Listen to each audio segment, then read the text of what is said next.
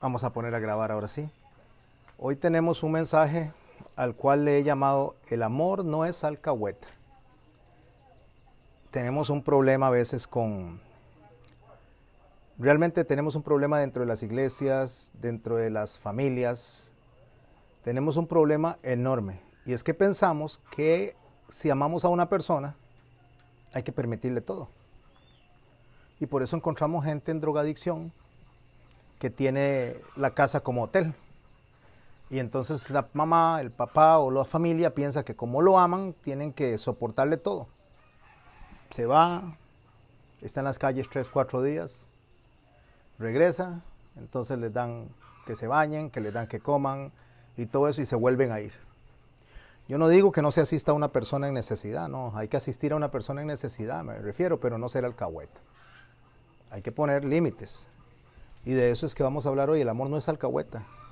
Dios no es alcahueta, Dios nos ama. Entonces la mayoría de la gente habla acerca del amor de Dios, que Dios nos ama, que Dios es misericordioso, que Dios es compasivo, que Dios es generoso, que Dios sana. Todas esas cosas que son verdad. Son verdad porque eso es Dios. Dios es misericordioso, Dios es compasivo. Todo eso es cierto. Pero hay algo muy importante, Dios es justo y Dios hace justicia. Dios no es alcahueta. La palabra es clara cuando dice que Dios no dejará al impío sin su justo castigo. Y justo es la palabra importante ahí, justo.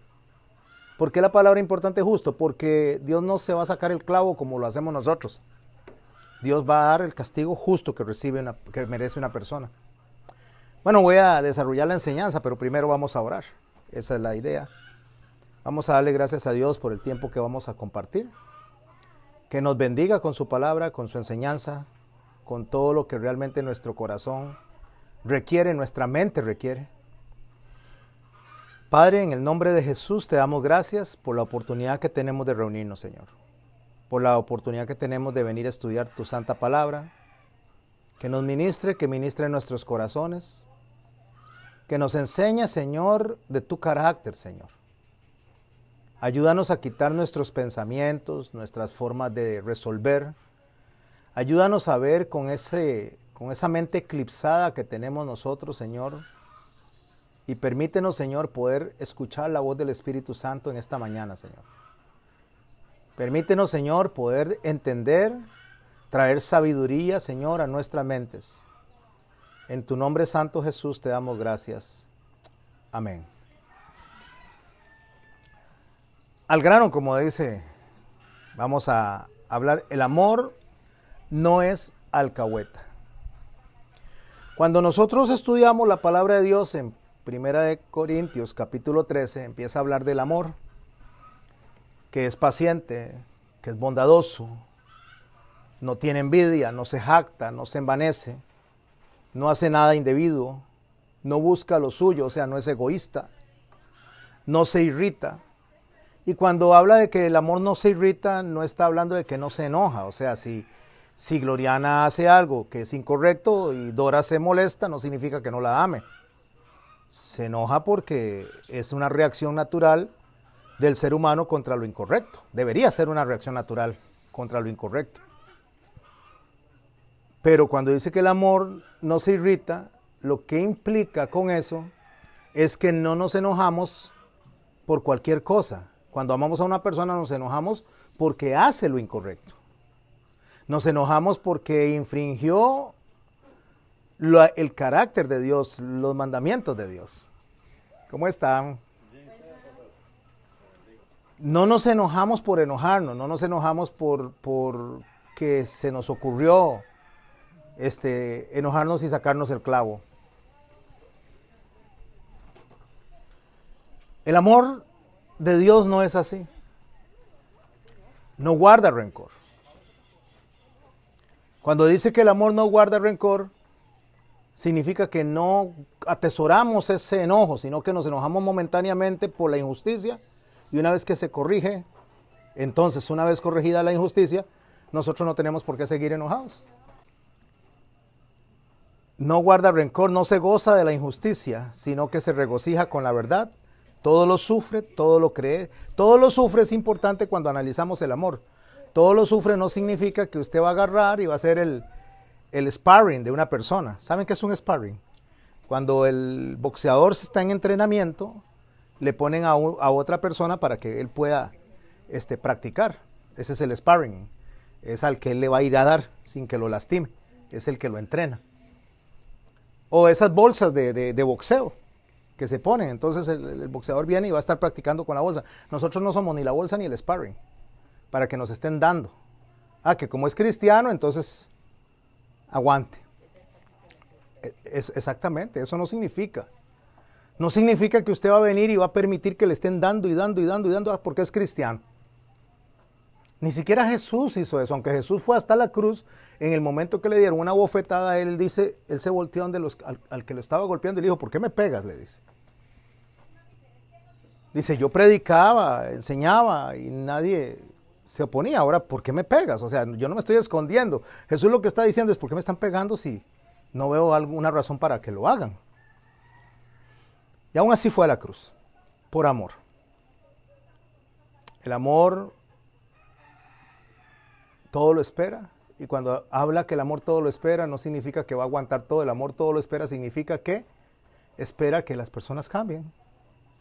El amor tiene la capacidad de creer que Dios puede transformar un corazón. Que no importa cuán esa persona esté en el fango, si Dios me rescató a mí, me salvó a mí, también lo puede hacer con esa persona. Eso hace el amor. Esperar en paz. Todo lo soporta. Repito, no es que aguante que le den, sino que se apoya en la esperanza de que el Señor va a cambiar las cosas. Así que el amor no es alcahueta. Pero la gente toma esto que acabo de leer de 1 Corintios capítulo 13, incluso en un día como el día 14 de febrero, que la gente usa eso para mostrar amor, es cuando se empiezan a regalar incluso los amantes y las amantes obsequios en nombre del amor. Y si la palabra me dice que Dios es amor, Dios no está en eso. Eso es pecado. Pero la gente justifica su contacto físico y le llama amor. El amor no es un contacto físico. Sino entonces las prostitutas amarían increíblemente. El amor no es un sentimiento. El amor no es una emoción. El amor es una persona. Y Juan dice que Dios es amor. Y cuando la palabra está describiendo en 1 Corintios todos esos aspectos del amor, la palabra lo que está es describiendo el carácter de Dios. Entonces vienen en una época como esa que le digo de febrero y se regalan eso en una tarjetita, 1 Corintios capítulo 13. Se lo regalan como si fuera un presente de cumpleaños, un presente navideño para la gente que celebra Navidad. O sea, al final de cuentas se lo regalan sin ni siquiera entender la trascendencia de lo que está en ese mensaje. Y el amor no es alcahueta. El amor no es alcahueta porque si Dios es amor, Dios no es alcahueta. Si Dios fuera alcahueta, mis hermanos y mis hermanas, nos dejaría hacer todo lo que nos dé la gana y Dios no es así. Dios no deja hacer lo que nos da la gana. Dios nos advierte lo que no le gusta, permite que caminemos durante un tiempo tratando nosotros mismos de tomar una decisión en favor de Él, pero si somos sus hijos, Dios nos va a disciplinar. ¿Y por qué Dios nos va a disciplinar? Porque nos ama. Eso ya me habla de que no es alcahueta. La palabra de Dios dice que el padre que ama a su hijo lo disciplina. Si no nos disciplinara, seríamos bastardos. Usted no puede permitirle a sus hijos, los que tienen hijos, que hagan lo que les dé la gana. No puede, eso no es amor. El amor corrige. Porque el amor no es alcahueta. Ahora nos preguntamos, ¿qué es alcahueta? ¿Quién es algo? O sea, ¿quién es una persona alcahueta? Una persona alcahueta es una persona que es cómplice, encubridor de las acciones incorrectas. Sean pecaminosas, porque todo lo incorrecto es pecaminoso, pero sean pecaminosas conscientes o sean pecaminosas inconscientes. Porque hay pecado, mi hermano, que la persona no sabe que lo está haciendo. Y hay pecado que la persona sabe conscientemente que está infringiendo la voluntad de Dios. Hay 3 tipos de pecado. Está el pecado que es por yerro, equivocación. ¿Qué es eso? ¿Qué es un pecado por equivocación? Un pecado por equivocación es aquello que yo aprendí mal, que me enseñaron mal. Es ese pecado que yo creo que lo estoy haciendo bien, pero cuando llego y confronto la Biblia me doy cuenta que no es así. Está el pecado también por ignorancia. El pecado por ignorancia es aquel pecado que yo cometo porque nadie me ha enseñado nada. Entonces soy ignorante. Y como soy ignorante, fallo delante de Dios constantemente en algo que ni siquiera me doy cuenta que estoy fallando. Pero la ignorancia se quita cuando aprendo. Entonces una vez que yo aprendo, una vez que ya yo sé que eso a Dios no le gusta, lo dejo de practicar. Pero es interesante que cuando una persona aprende que a Dios no le gusta algo y lo sigue haciendo, eso tiene un nombre, se llama necedad. ¿Qué es la necedad? La necedad es algo que hace una persona ya a sabiendas de que eso no está bien. El necio es aquel que ya conoce lo que no es correcto y lo sigue cometiendo. Eso es necio. La alcahuetería justifica esos pecados. La alcahuetería justifica a la persona. Les voy a mostrar una frase alcahueta. Es que como somos humanos, eso es una frase alcahueta. Es que somos humanos. No, señor, eso no es una frase bíblica. Si somos humanos, si nos equivocamos, consciente o inconscientemente, por yerro o por ignorancia. Pero cuando yo peco y lo excuso con que soy humano, entonces ya lo que estoy haciendo es siendo cínico. ¿Qué es el cínico? El cínico es el que sabe que está pecando, se excusa y no le importa las consecuencias. No le importa, estoy pecando y no me importa. Allá que me castiguen. Eso es cinismo. Cinismo consiste en que no le importe estar dañando a otra persona o no le importa estar infringiendo la ley de Dios. No me importa. Y como no me importa que hagan lo que hagan, que pase lo que pase, no me importa. Y ahí es donde entra el mensaje de hoy, alcahuetería. Dios no es alcahueta, Dios da el justo castigo. Porque Dios no está jugando a ser Dios. Aunque muchas veces los cristianos juegan a ser cristianos. El amor genuino, el amor bíblico, el amor no manipulado, que no tiene que ver con sentimiento, que no tiene que ver con emoción, que tiene que ver con el carácter de Dios impreso en nosotros. Significa que voy a actuar como a Dios le gusta porque eso está en mí. Porque el Espíritu Santo mora en mí. Porque el Espíritu Santo es el que me guía. Entonces el amor genuino, el amor que no tolera la injusticia, el amor que no le gusta el pecado, que aunque peque se siente mal, que está en mí adentro, esa lucha que hay dentro de mi ser, esa lucha que Pablo dijo, miserable de mí, porque lo que quiero hacer no es lo que hago y lo que hago no es lo que quiero. Esa lucha que está entre nuestra humanidad y el Espíritu Santo, o sea, no entre Satanás y el Espíritu Santo. En nosotros no mora Satanás, mora el Espíritu Santo y nuestra naturaleza. Esa lucha que está ahí tiene un sello del Espíritu Santo y se llama templanza, fruto del Espíritu Santo. Control y dominio propio es eso. Entonces, si yo tengo control y dominio propio, yo no voy a decir, es que soy humano. Esa no es la excusa. Es más, no debería ser una excusa. Cuando yo digo que soy humano, lo que estoy diciendo es, tienen que pasarme por alto todo. Tienen que perdonarme. Y eso, mis hermanos y mis hermanas, es alcahuetería. El amor genuino, mis hermanos y mis hermanas, el amor genuino no tolera, no justifica el pecado. ¿Qué busca el amor genuino? La restauración. La restauración del alma, la restauración de las familias, la restauración de las iglesias, la restauración de todo. El amor genuino busca la restauración. ¿Qué es restaurar algo? Es repararlo, es volverlo a su origen. Ayer hablamos de una prédica que se llama reseteo. Tengo que editarla para que pueda ser, para que puedan recibirla todos, porque fue una prédica más para la iglesia propia, local, que para el público.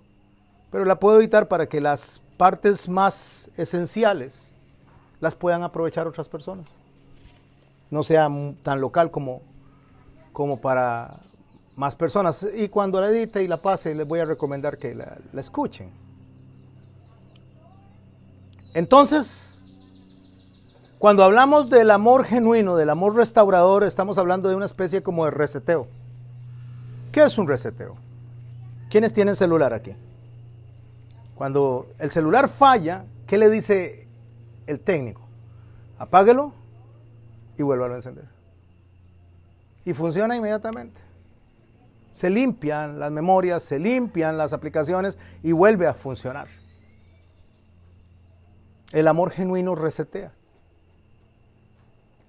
Y el reseteo del amor genuino que está en nosotros, que no nos excusa, que no dice, ay, es que soy humano, se llama arrepentimiento. Shoot, doy vuelta, me regreso. Vuelta en U.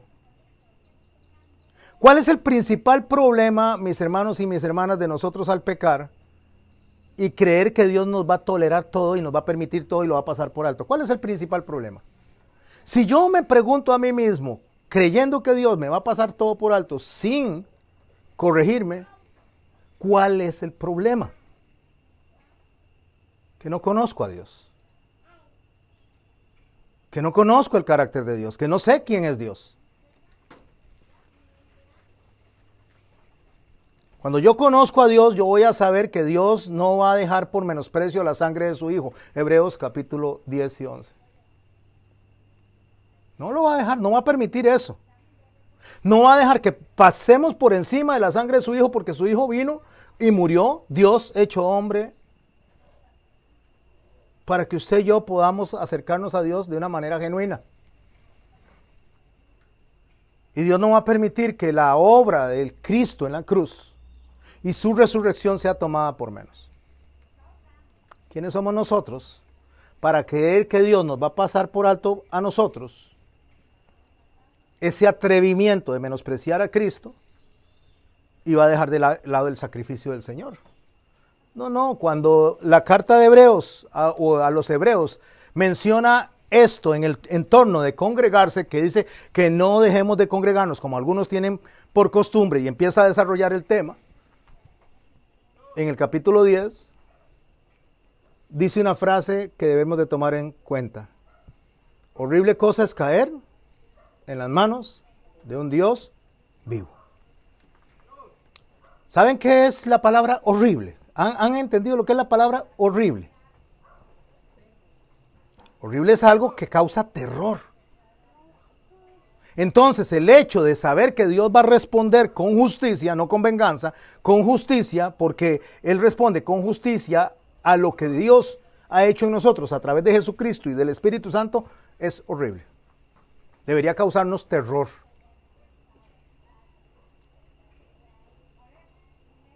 Pero, mis hermanos y mis hermanas, nosotros pensamos que Dios va a pasar por alto lo que nosotros hacemos y eso no es así. ¿Sabe cómo se llama a lo que sucede como resultado de nuestras malas acciones? Se le llama consecuencias. Y las consecuencias nadie se las quita. Nadie. Alguien viene, hace algo incorrecto dentro de la ley de este país, lo meten preso. Cuando está en prisión, esta persona viene y dentro de su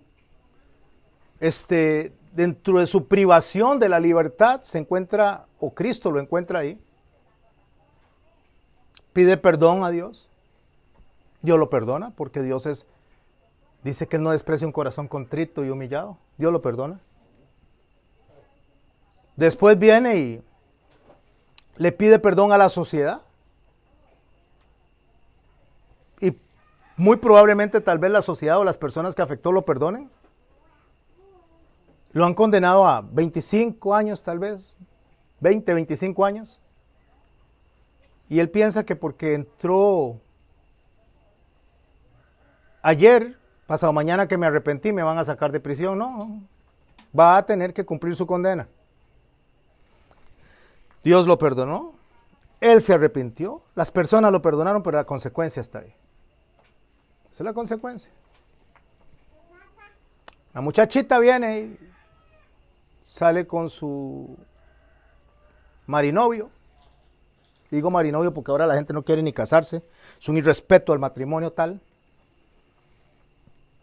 Queda embarazada. El hombre la deja porque ya no le gusta. Ya no la ve tan bonita. Ni la ve como una persona que sea para él la persona ideal, porque dice, ay, así como me entrega su cuerpo a mí, se lo entrega a cualquiera y se va. Y la deja sola. El bebé, producto de pecado, no es una bendición, aunque a la gente no le gusta que yo diga eso, no es una bendición. El bebé como persona es merecedora o no merecedora, por lo menos es receptora de la misericordia de Dios igual que todos nosotros, porque no merecemos nada. Pero no es una bendición. Es producto de un hecho ilícito, pecado. Que Dios perdone, que Dios restaure, que Dios tenga misericordia y que Dios pueda levantar incluso un siervo, una sierva de Dios de esa criatura, es porque Dios es bueno. Y porque para siempre es su misericordia, pero no podemos decir que un acto de pecado es bendición.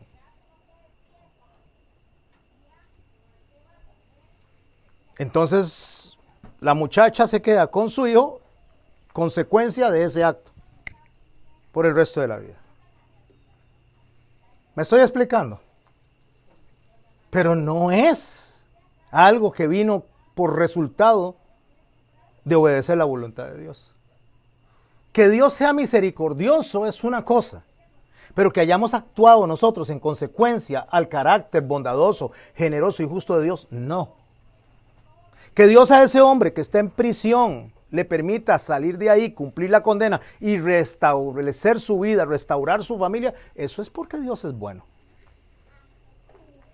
Pero no quita el hecho de que se hizo algo incorrecto. Para hablar un poquito más de eso, quiero hablar de un hombre que la palabra le dice, o la Biblia le llama, conforme al corazón de Dios. David. David es un hombre que la palabra lo describe cuando Saúl falla, cuando Saúl peca, cuando Saúl empieza a hacer las cosas incorrectas, en lugar de arrepentirse, sigue caminando hacia lo incorrecto. Sigue haciendo las cosas malas.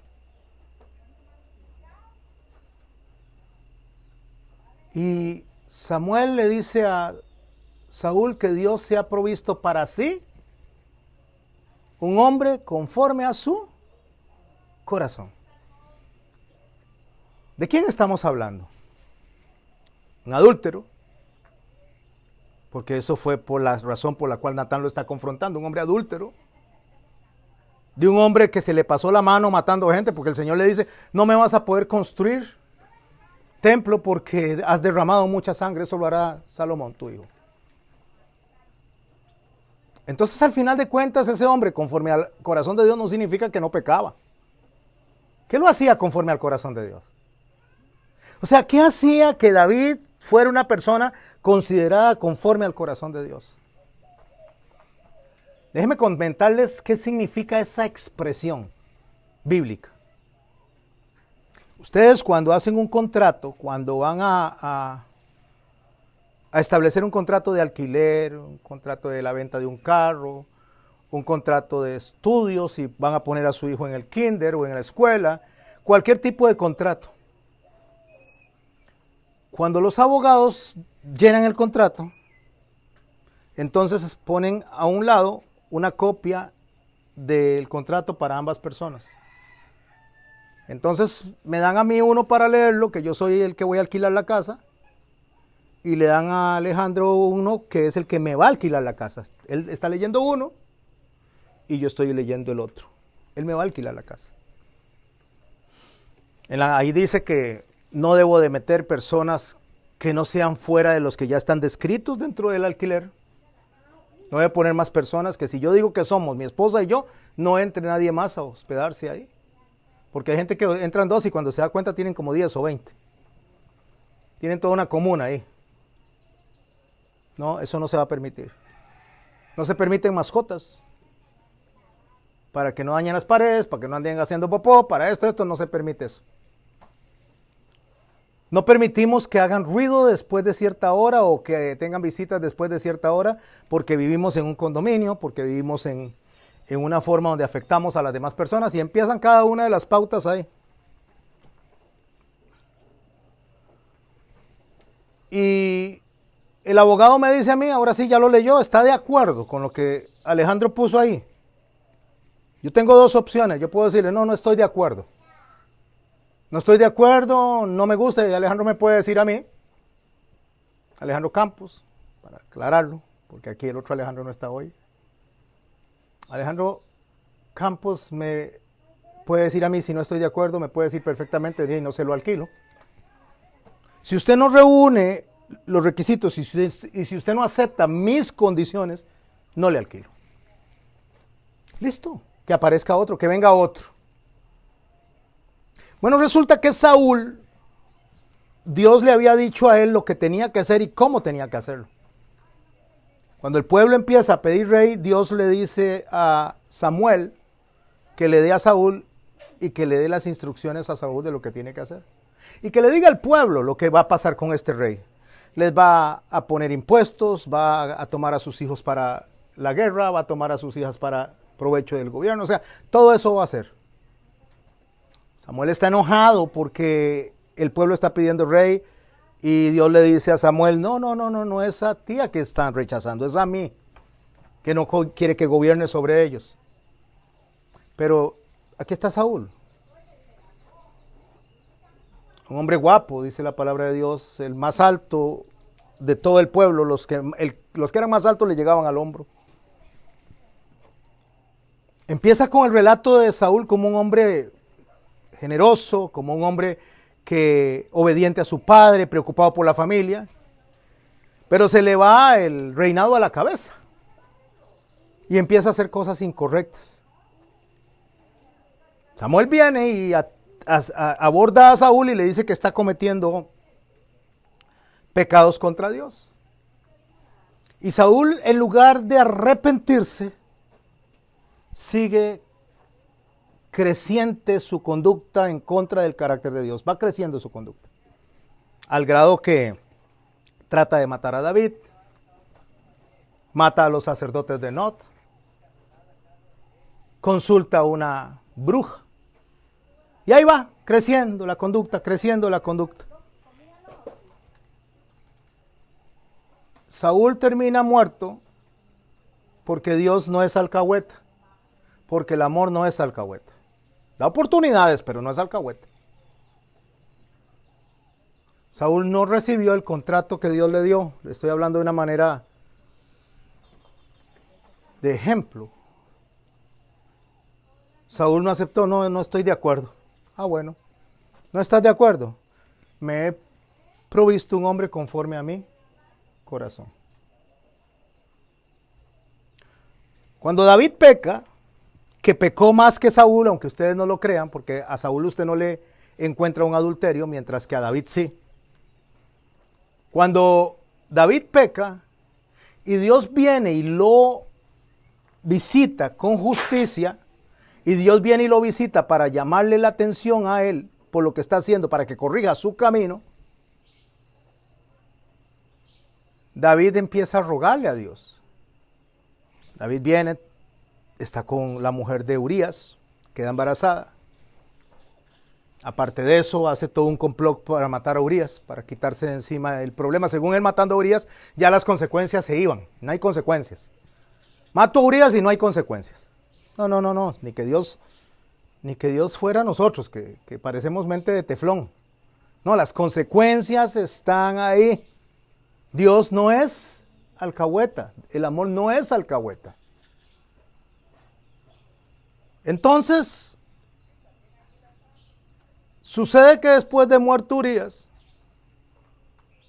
y que él viene y se apropia de esa mujer, a la cual Natán le llama ovejita, Dios le manda a Natán a llamarle la atención a él. Pero antes de llegar Natán, el hijo producto del pecado, escuche, el hijo producto del pecado, Dios lo mató. Pastor, qué feo lo que está diciendo. Esa fue la consecuencia. Él lloró, él suplicó, él rogó, pero murió. Porque no podía venir de la descendencia de ese muchacho el Mesías. Entonces, cuando todo eso se da, cuando David había cometido ese gran pecado de adulterio, había matado al esposo de Betsabé, Urías, es visitado por Natán para llamarle la atención. No sé cuánto tiempo ha pasado, pero la Biblia me enseña a mí, a través de la carta a los hermanos en Roma, que Dios retribuirá a cada uno según sus obras. ¿Sabe qué significa eso? Consecuencias. A cada uno según sus consecuencias. Por eso Dios nos da una herramienta a nosotros. Y la herramienta se llama arrepentimiento. Para que no hayan consecuencias. No, para rogar por la misericordia de Dios, para que las consecuencias se minimicen. Que sea lo menos, porque a David pudo haberlo matado Dios y haber puesto otro rey. Mató a su hijo, pero le permitió vivir a él. Dios es misericordioso y desea que todos los hombres procedan al arrepentimiento. Eso es lo que dice en 2 Pedro 3:9. Así que, cuando eso se da, mis hermanos y mis hermanas, Dios envía a Natán a hablar con David. Y ahora voy a leer y voy a tomar pausadamente cada uno de los versos y cada una de las palabras bajo el título El amor no es alcahueta. Si nosotros pensamos que Dios nos va a pasar por alto todo el tiempo lo que hacemos, estamos equivocados. Puede ser que una vez, puede ser que 2 veces, pero llega el momento en que el Señor dice, ya no más, basta, se acabó. Cuando usted va a pescar, cuando usted conoce de pesca deportiva, yo administro un hotel en Barral Colorado, y ellos ahí pescan lo que se conoce en inglés como el tarpon. Aquí en Costa Rica lo conocemos como el sábalo. Son peces que pueden alcanzar hasta 150 libras y una estatura casi de mi tamaño o un poco más, dependiendo del pez. Entonces, cuando usted va a lidiar con ese pez, cuando usted va a tratar de pescarlo, porque es un asunto de pesca deportiva, el pez se toma y después se vuelve a soltar. Cuando se tira la cuerda y el pez viene y cacha, toma el anzuelo, el pez tiene toda la energía, está fuertísimo. Si usted jala la cuerda con el carrete de una vez, el pez tiene tanta fuerza que revienta la cuerda. Entonces, ¿qué es lo que hace? Usted viene, lo cacha, jala un poquito y suelta un poquito. Usted lo jala 2 metros y lo suelta 1 metro. Lo vuelve a jalar un par de metros y lo vuelve a soltar otro metro. Ese es el juego de ir acercándolo al bote. El pez se va cansando. Usted se va cansando también. Los dos se van cansando, pero el pez se está haciendo más cerca de usted. Una vez que el pez llega al bote, se sube al bote, la gente se toma la foto y lo deja ir. Pero en el caso de Dios, usando esta analogía, Dios nos deja caminar un poquito y nos jala. Nos deja caminar un poquito y nos jala. Hasta subirnos al bote. Pero el bote es la salvación. No, la salvación se da en el momento que nos engancha. Y nos empieza a jalar.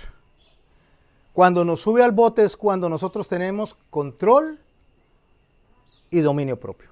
Sabemos obedecer la voluntad de Dios, sabemos dónde Él nos quiere a nosotros, en el bote. Y ahí un pez en el bote, mis hermanos y mis hermanas, se muere si no tiene asistencia. Se muere. Porque el pez no puede estar fuera del agua, necesita el agua, necesita para sobrevivir estar nadando dentro del mar. Entonces Dios dice que Él es la puerta. Jesús dice que Él es la puerta de las ovejas. El que en mí entrar y saliere será salvo. ¿Qué es entrar y salir? Entrar es que Él nos cacha y después nos deja vivir en este mundo. Mientras tanto Él viene. Pero tenemos que vivir de acuerdo a Él. De acuerdo a sus reglas. Bueno, David recibe las reglas. Y David, que es un hombre conforme al corazón de Dios, firma abajo y dice, sí, voy a aceptar el alquiler. Recibir algo conforme al corazón de Dios es decirle a Dios, estoy de acuerdo contigo. Estoy de acuerdo contigo no solo implica que Él es poderoso, que lo es. No solo implica que Él es generoso, que lo es. No solo implica que Él es misericordioso, que lo es. Estar de acuerdo con Dios es estar de acuerdo en las cosas buenas que nos va a dar y el castigo que nos va a dar. La disciplina. Es que cuando Él viene y nos llama la atención a nosotros y nos castiga, le digamos sí y amén. Tanto cuando nos da algo bueno y le decimos gracias Señor por lo que me diste. Estar de acuerdo con Dios es hablar como habló Job. Dios dio, Dios quitó. Sea bendito Dios en todo esto. Llega Natán a donde este hombre, conforme al corazón de Dios, y le trae la reprensión, la reprimenda, la llamada de atención de parte de Dios. A David, conforme al corazón de Dios, Natán el profeta. Y le empieza a contar Natán a David una historia. Segunda de Samuel, capítulo 12, verso 1. A los que están en casa, doña Vilma, bienvenida, Willy, familia, bienvenidos, Giovanni, Caro, bienvenidos. Priscila, allá en Sarapiquí, bienvenidos. Es que ve que la iglesia está más grande. No solo nosotros, ahí están nuestros hermanos. Allá hay en Sarapiquí, en Alajuela, en Heredia, en San Ramón o Palmares. San Ramón es de Giovanni, de San Ramón Palmares, por ahí. Naranjo, de Naranjo es Giovanni y Caro, de Naranjo. Entonces dice la palabra del Señor en 2 de Samuel capítulo 12, cuando Natán empieza a amonestar a David, le dice, había 2 hombres en una ciudad, dice. El uno rico y el otro pobre. Ok, empecemos a ver 2 personas aquí. Uno rico, otro pobre. Es importante que analicemos cada personaje que está ahí.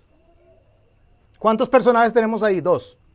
Un hombre rico y un hombre pobre. En la historia que está contando Natán. El rico, ese es el que debemos de tratar de identificar. Debemos de identificar al pobre para saber quién es quién. El rico tenía numerosas ovejas y vacas.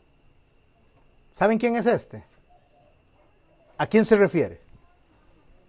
A David, correcto, a David. Era el que tenía el reino, tenía concubinas, tenía muchas mujeres, esposas, tenía todo. Pero el pobre no tenía más que una sola corderita, que había comprado y criado. ¿Quién es este, el pobre? Natán. ¿Y la corderita? Su esposa, Betsabé.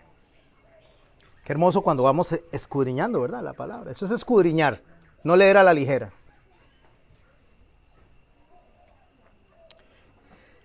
Y que había crecido con él, está hablando de la corderita, y con sus hijos juntamente. Con él y con sus hijos juntamente. Aquí tenemos un problema. ¿Urías cuando murió tenía hijos o no tenía hijos? ¿Sí o no? No, no tenía, ¿verdad?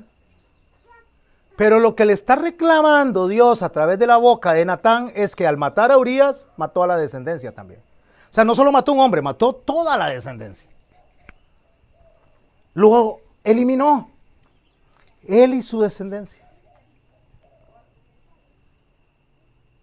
Comiendo de su bocado y bebiendo su vaso y durmiendo en su seno. ¿Sabe qué es dormir en el seno? Dormir aquí en el pecho. El seno de la mujer, ya lo conocen. Y él dormía en su seno. O sea, eso lo que demuestra es confianza, demuestra seguridad, demuestra que se sentía protegido con esa mujer.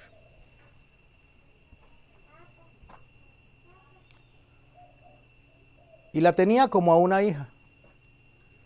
O sea, Urías tenía confianza, amor por esta mujer. Lo que Dios está manifestando ahí es el escenario de la familia de Urías, o sea, una familia hermosa. Y vino uno, ¿cuántos personajes tenemos identificados? El rico y el pobre. Sale otro, ¿no? Y vino uno de camino. Entonces tenemos el rico, el pobre y vino uno. Ya tenemos tres. ¿Quién es ese uno? Y vino uno de camino. De camino es que pasó por ahí. Y vino uno al hombre rico. Y el hombre rico. ¿Quién es el hombre rico? David. Es que no quiero que se pierdan de ahí. Y no quiso tomar de sus ovejas y de sus vacas para guisar para el caminante. O sea, no quiso tomar de lo que ya tenía para dárselo al que estaba pasando por ahí. A ese tercer personaje. Voy a hacer una pregunta. Si no tienen la respuesta, al final la van a tener. ¿Quién es ese personaje? Piensen, ¿quién es ese hombre caminante que pasó por ahí? No, no es el profeta. Vamos a leerlo, pero van a tener la respuesta. Solamente que piensen que ese hombre tenemos que identificarlo ahí. Ese caminante. Le preparó para el caminante que había venido a él, al hombre rico, sino que tomó de la oveja del hombre pobre. ¿Quién es el hombre pobre? Urías. Tomó la ovejita, la corderita que era de Urías, la única que tenía.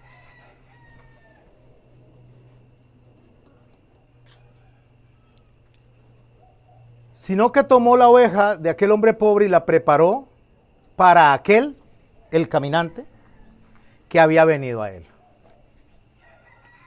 Pastor, qué interesante. Ahora bueno, pues es que está claro que Urías es el pobre y está claro que David es el rico, pero ahora me está confundiendo.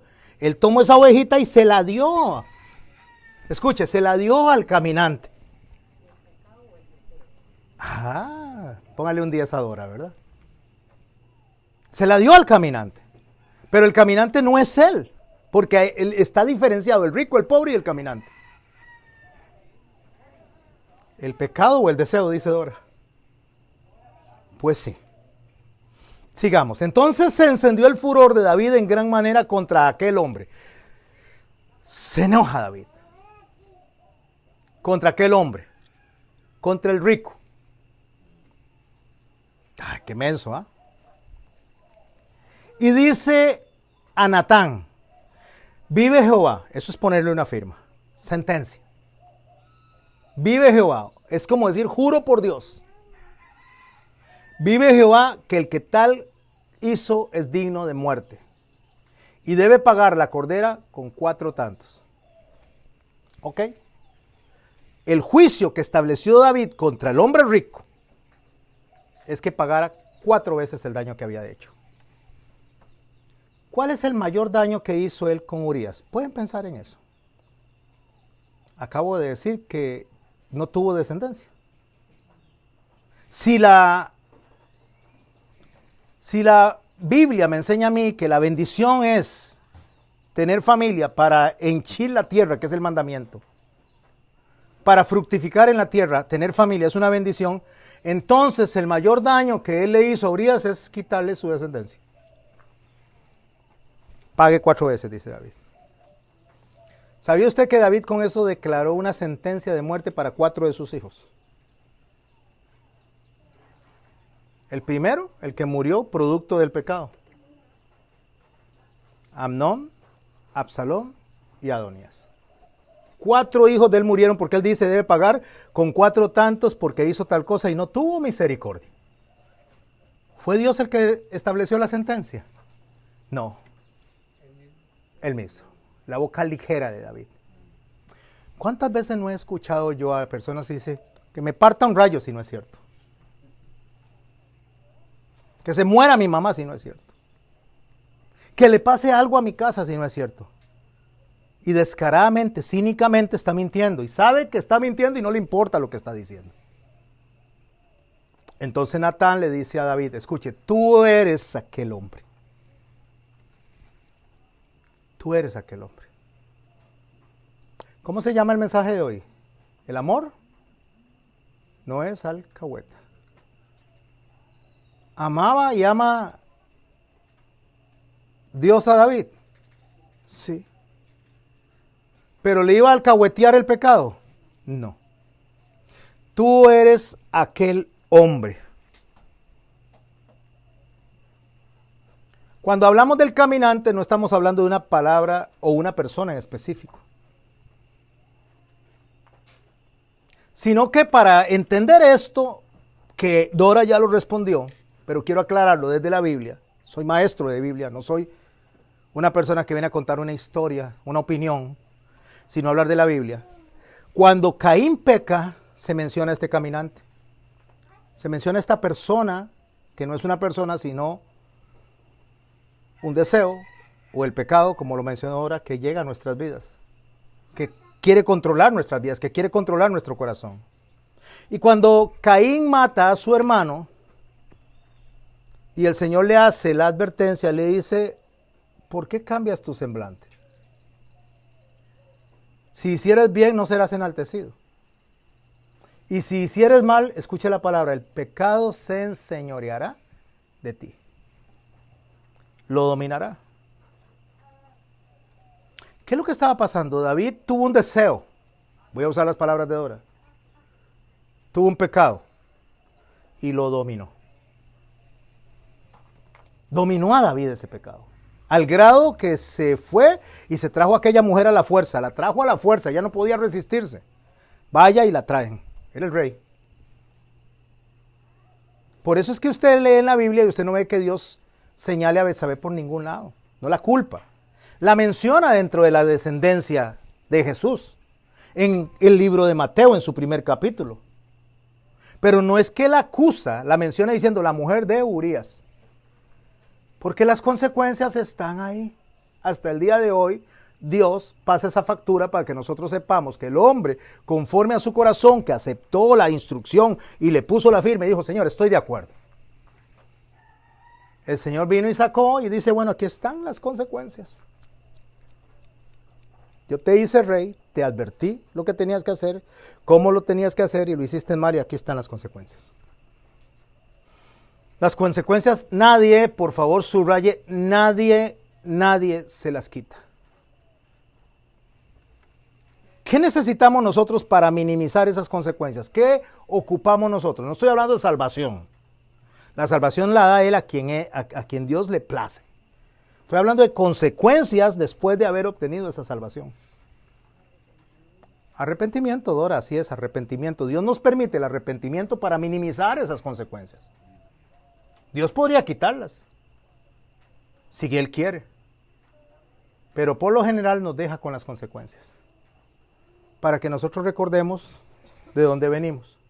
¿No es eso lo que le escribió Pablo a la iglesia en Corinto cuando dijo que todas las cosas estaban escritas como advertencia para que nosotros no hagamos lo mismo?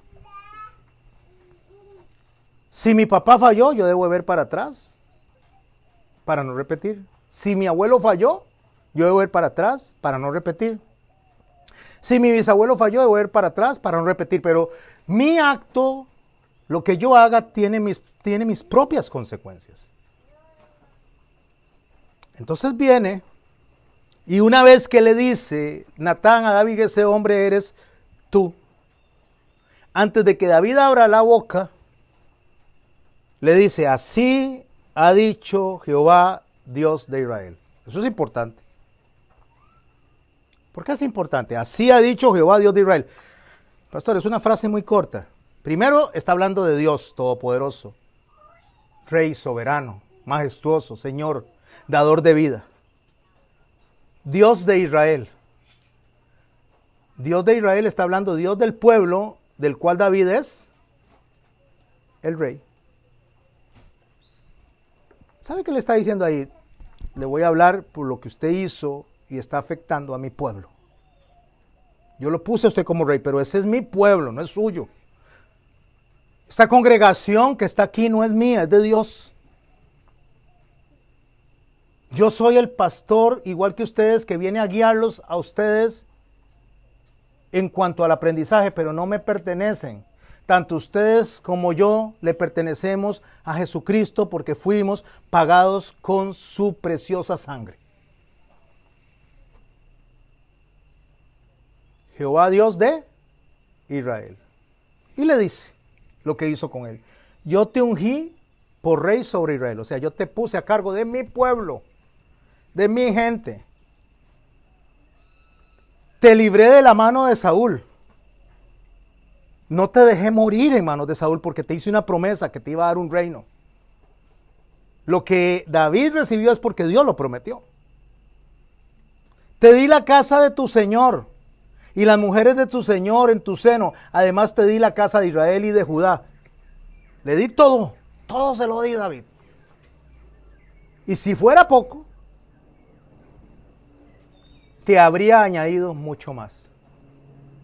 A mí se me para el pelo. Si aún con eso no se daba por satisfecho y usted me pide, le hubiera dado más. Si quería más, dígamelo. Si no se daba por satisfecho con lo que tenía, dígamelo. Para hacerlo de la manera justa, correcta. Pero lo tomaste a la fuerza y mataste a un inocente.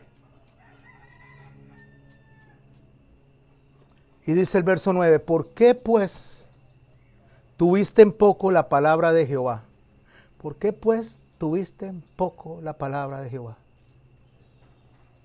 Haciendo lo malo delante de sus ojos.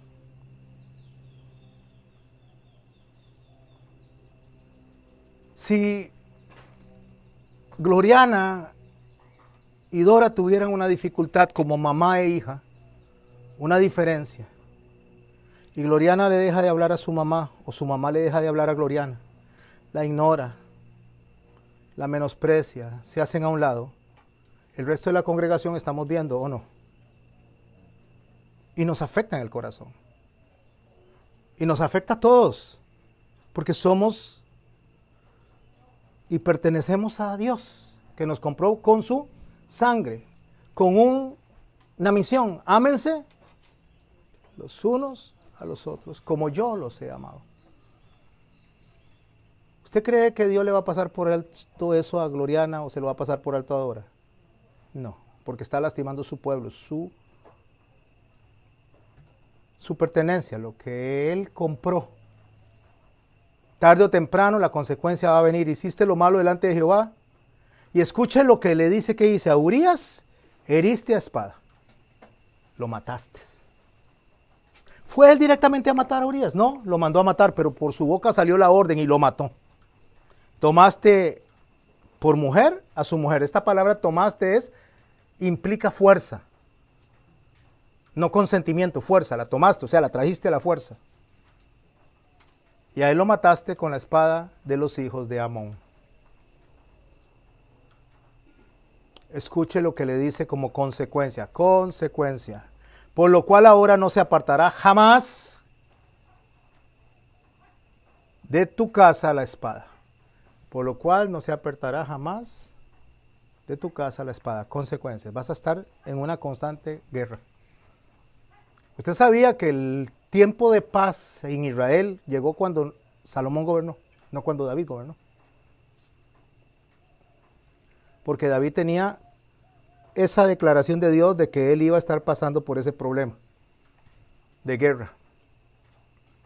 ¿Por qué le dice Dios que va a hacer eso con David? Un hombre conforme a su corazón, porque el amor no es alcahueta. Por cuanto me menospreciaste. ¿Qué es menospreciar algo? Es darlo por menos el valor. No darle valor. Cuando yo le hago algo a uno de ustedes y lo lastimo intencionalmente o sin intención, estoy dando por menosprecio la sangre de Cristo. Porque el Señor dice, ámense los unos a los otros como yo los he amado. Si ustedes hieren al pastor que está aquí, que es uno igual que ustedes delante de Dios, solamente con una misión diferente, están menospreciando la sangre de Cristo. Como menospreciaste y tomaste la mujer de Urías, Eteo, para que fuese tu mujer, así ha dicho Jehová. Sentencia. ¿Se acuerda, David, cuando usted recibió las instrucciones de quién es Dios y lo que Dios quiere y lo que Dios hace? Desde niño usted conoce a Dios. Desde niño usted ha dicho, vengo a pelear, se lo dijo al gigante, a Goliat, vengo a pelear en el nombre de Jehová. Tú vienes con espada y con escudo, pero yo vengo en el nombre de Jehová. Le está diciendo, yo vengo con la autoridad de Jehová. Esa es la firma que él tenía, la firma de decir, él es mi rey, él es mi señor y yo voy a hacer lo que él dice. Toda su vida sabía del carácter de Dios. Esto no lo agarró a él desprovisto. No lo agarró en ignorancia.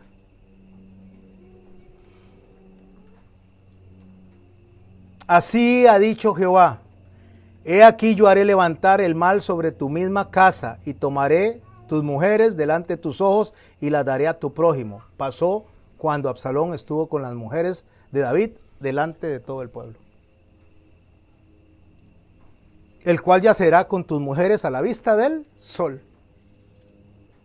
Porque tú hiciste en secreto, lo que tú hiciste en secreto, yo haré esto delante de todo Israel a pleno sol. ¿Sabe qué dice la palabra de Marcos 4:22? No hay nada oculto que no haya de ser manifiesto, ni escondido que no salga a la luz. ¿Están haciendo algo en secreto ustedes? ¿O yo? Tenga la seguridad que Dios es experto en sacarlo a la luz. Y lo va a hacer. Para que teman. Con Dios no se juega. Si Dios es nuestro Señor y no jugamos a cristianitos, vamos a saber que Dios no miente. Dios cumple lo que Él dice. Entonces dijo David a Natán. Hasta ahora habla David, ¿no? Hasta este momento habla David. Dios le está diciendo a través de Natán, esto hizo y esto voy a hacer yo. Entonces dijo David a Natán, pequé contra Jehová. Y Natán le dijo, también Jehová ha redimido tu pecado y no morirás. Pequé contra Jehová, dice, o sea, ahí está mi firma. Acepto que pequé. Y el Señor dice, pero no vas a morir. ¿Por qué razón le dijo que no iba a morir? Porque Dios en su juicio pone misericordia. Porque Dios en su juicio le da una oportunidad al ser humano de arrepentirse. Porque Dios en su juicio nos da la oportunidad de resetear, de enderezar el camino.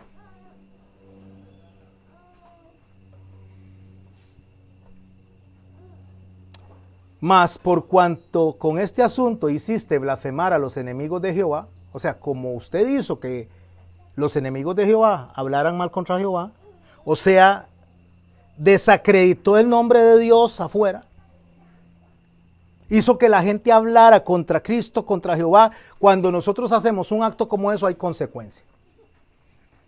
Porque es el nombre de Cristo. Es la sangre de Cristo. Es el que pagó por usted y por mí. El que menospreciare, dice la carta a los hebreos, y pisoteare la sangre de Cristo, no queda más juicio, sino que una expectativa de juicio sobre él. Expectativa es castigo.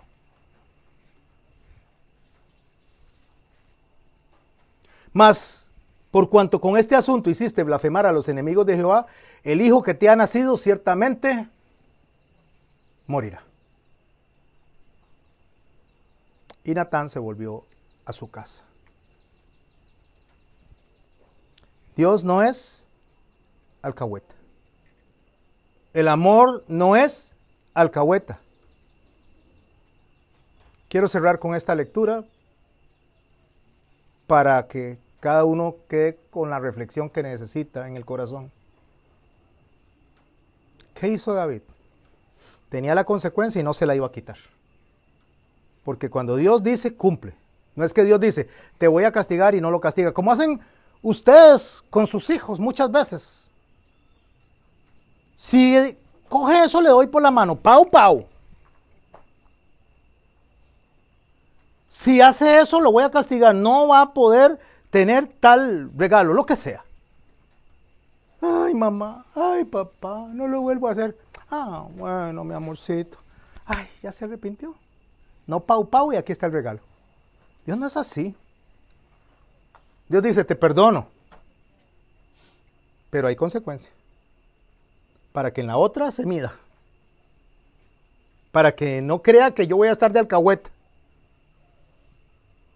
Entonces rogó David a Dios por el niño y ayunó David y entró y pasó la noche acostado en tierra. ¿Sabe cómo es estar acostado en tierra cuando usted estaba orando? Boca abajo, se tira cuán largo es su cuerpo en el piso, con las manos así.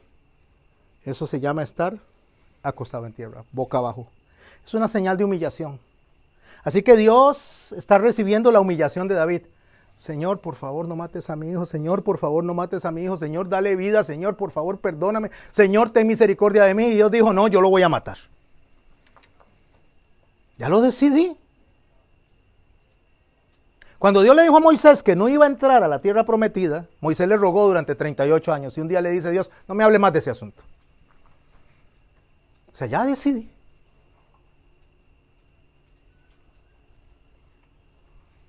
Se levantaron los ancianos de su casa y fueron a él para hacerlo levantar de la tierra, mas no quiso ni comió pan con ellos. Ahí estaba tirado. Levántese, David. Ay, levántese, David. Dele chance. Dios sabe que usted es humano.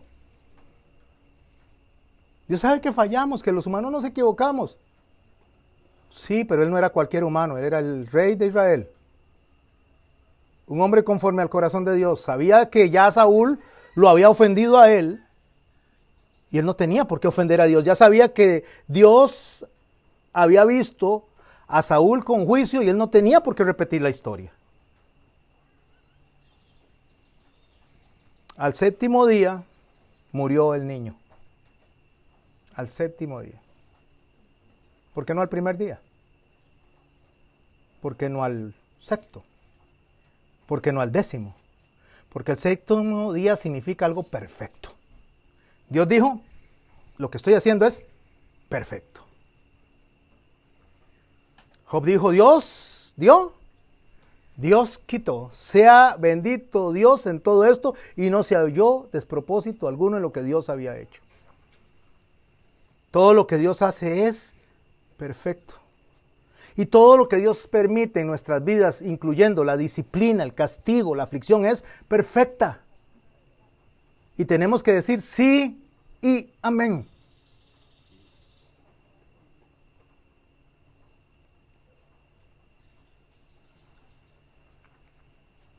Cuando se acercaron los ancianos ellos decían, hablaban entre sí, decían, cuando el niño vivía, él no quería oír nuestra voz, no quería que le habláramos. Ahora, ¿cuánto más se afligirá cuando sepa que el niño murió? Mas David, viendo a sus siervos hablar entre sí, seguro está así, se da la vuelta y los ve hablando, agacha la cabeza y dice, ya Dios hizo su juicio. Entonces le dice David, ¿ha muerto el niño? Ellos respondieron, ha muerto. Entonces David se levantó de la tierra, se levantó, se ungió, o sea, se limpia, cambia sus ropas y vuelve a entrar a la casa de Jehová y lo adora.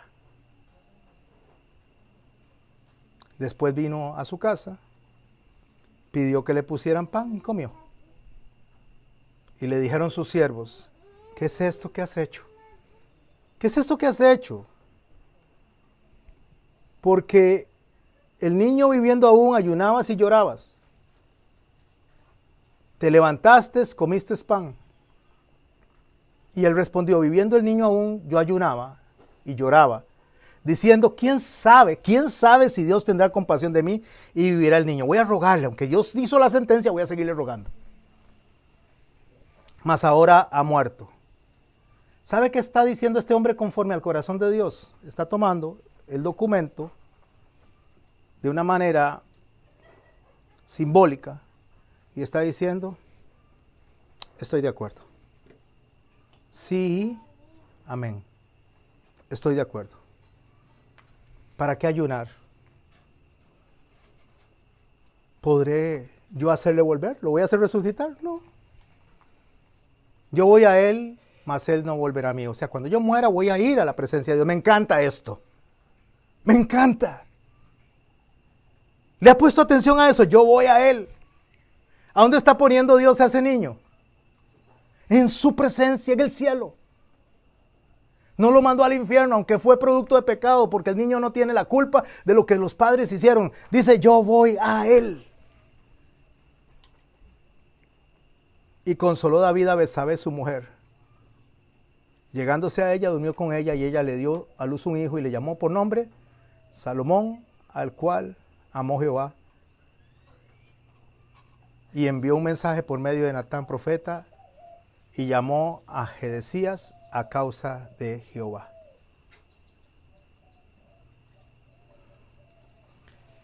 Dios no es alcahueta.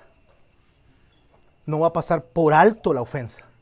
No va a pasar por alto que nosotros atentemos contra su voluntad, contra su instrucción.